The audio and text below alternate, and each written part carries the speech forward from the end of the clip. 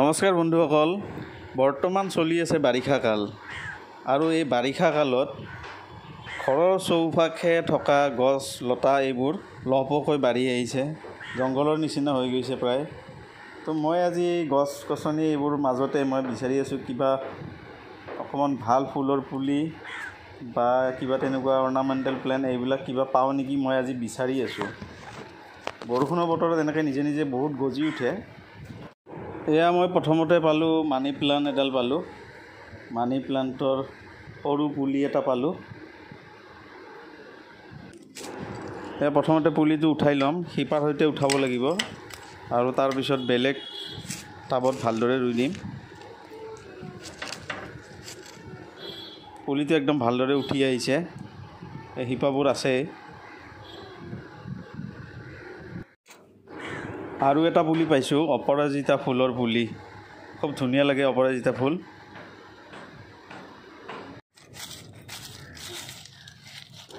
এইটো পুলিও এতিয়া উঠাম।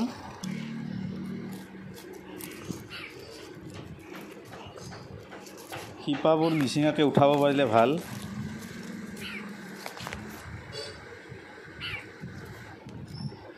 মাটিখিনি ওলাই গ'ল, এতিয়া ভালদৰে ইয়াক টাইটকৈ বান্ধি দিব লাগিব মাটিখিনি।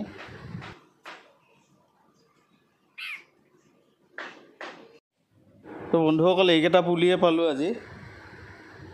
এই 4টা পাইছোঁ মই। এল'ভেৰা আছে, মানি প্লেণ্ট আছে, অপৰাজিতা আছে আৰু এটা আছে বেলেগ, এইটো নামটো নাজানো মই। তো এইকেইটা মই ৰুই দিম আজি। সৰু সৰু কেইটামান টাব আছে, বৰ্তমান তাতে ৰুই দিম। পিছত ডাঙৰ হ'লে তাক মই বেলেগ ডাঙৰ টাবত শ্বিফ্ট কৰি দিম।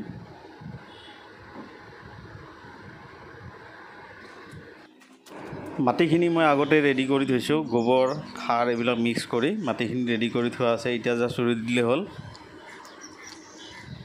প্ৰথমতে মই অপৰাজিতা পুলিটো ৰুই দিছোঁ।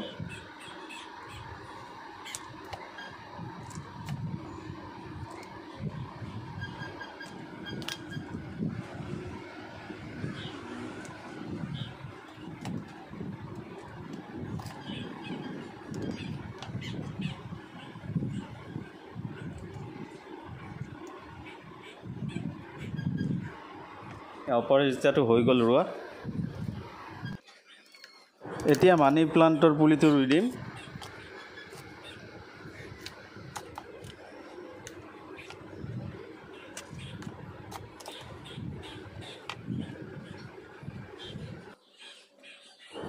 মানি প্লাণ্টবোৰ যেতিয়া অলপ ডাঙৰ হৈ যাব, তেতিয়া টাবটোত নাৰিকলৰ ৰছীৰে এটা ষ্টিক টাইপ বনাই দিব লাগিব।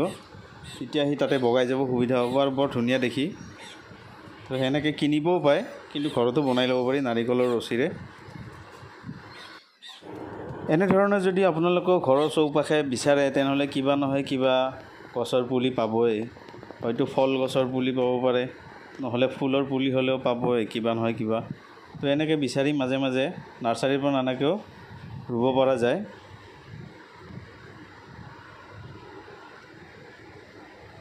আৰু ভিডিঅ'টো যদি চাই আপোনালোকৰ ভাল লাগিছে, তেনেহ'লে লাইক আৰু ছাবস্ক্ৰাইব কৰিব।